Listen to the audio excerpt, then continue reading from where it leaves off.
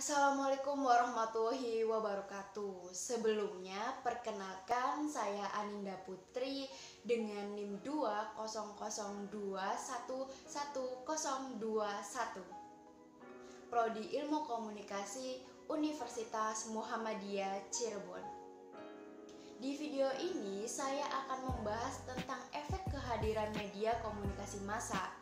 Nah, sebelum kita masuk ke pembahasan, saya akan menjelaskan secara singkat tentang apa sih itu komunikasi massa. Komunikasi massa menurut Joseph De Vito merupakan komunikasi yang ditunjukkan kepada massa yang luar biasa banyaknya dan berupa media seperti surat kabar, majalah, televisi, radio, handphone, dan internet. Media-media tersebut berfungsi untuk menginformasikan, mendidik, dan menghibur, serta berperan dalam menciptakan lapangan pekerjaan, memanajemen, bahkan menjadi wahana pengembangan kebudayaan. Adapun efek komunikasi massa yaitu efek kehadiran dan efek pesan media komunikasi massa. Di sini saya akan menjelaskan efek kehadiran komunikasi massa. Yang pertama, efek ekonomi. Efek ekonomi dalam komunikasi massa memunculkan lowongan pekerjaan baik dalam lingkup produksi, distribusi, maupun jasa media massa. Misalnya, pada pembuatan tayangan berita di televisi diperlukan jurnalis yang menulis berita, pembaca berita, reporter yang melaporkan berita langsung dari tempat kejadian, juru kamera, fotografer, wartawan, kemudian ada penata rias, penyedia konsumsi, dan sebagainya. Adapun seseorang yang ingin mengiklankan hasil produksi usahanya melalui televisi misalnya. Nah, dari pembuatan iklan ini memberikan ladang pekerjaan bagi orang lain, sekaligus juga meningkatkan omset penjualan produk bagi pemilik usaha tersebut. Yang kedua, efek sosial.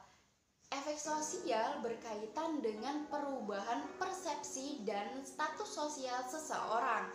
Media massa dapat mempengaruhi pengetahuan, cara berpikir, interaksi maupun perilaku seseorang. Misalnya, jika seseorang sering muncul di televisi akan disebut sebagai selebriti, pengamat sosial, atau ahli politik. Nah, hal tersebut dapat meningkatkan status sosialnya. Yang ketiga, efek penjadwalan kegiatan sehari-hari. Dengan pengalihan jadwal, misalnya jadwal untuk belajar menjadi berkurang, digantikan dengan jadwal televisi atau asik bermain dengan handphone dan scrolling TikTok. Juga biasanya untuk laki-laki, pada dini hari jika ada pertandingan sepak bola maka akan begadang. Nah, hal tersebut menjadi pengalihan jadwal yang seharusnya tidur malah begadang. Yang keempat, efek hilangnya perasaan tertentu. Komunikasi massa dapat menimbulkan perubahan perasaan individu. Misalnya, ketika seseorang merasa kesepian atau merasa sedih dengan menonton tayangan televisi yang berupa tayangan komedi, si penonton dapat tertawa dan menghilangkan rasa sedih sepinya. Begitu juga dengan sebaliknya, yang tadinya bahagia menjadi sedih. Yang kelima, efek tumbuhnya perasaan terhadap media. Berkaitan dengan perasaan positif atau negatif terhadap pelaku komunikasi massa pada media massa tertentu seperti televisi berdasarkan apa yang disiarkannya. Misalnya, saat sedih seseorang akan menonton acara komedi dan menjadi senang. Hal tersebut akan terulang kembali ketika ia merasa sedih, maka ia akan menonton televisi kembali. Kesimpulannya, efek kehadiran komunikasi massa berhasil mempengaruhi masyarakat mulai dari efek ekonomi yang menghadirkan berbagai lowongan kerja dan usaha baru. Efek sosial yang dapat merubah persepsi dan meningkatkan status sosial, serta adanya interaksi sosial akibat adanya media massa. Efek pada penjadwalan dapat mempengaruhi jadwal kegiatan sehari-hari, baik positif ataupun negatif. Efek penghilang atau penyaluran perasaan yang dapat menimbulkan perasaan tertentu, baik perasaan yang positif ataupun yang negatif.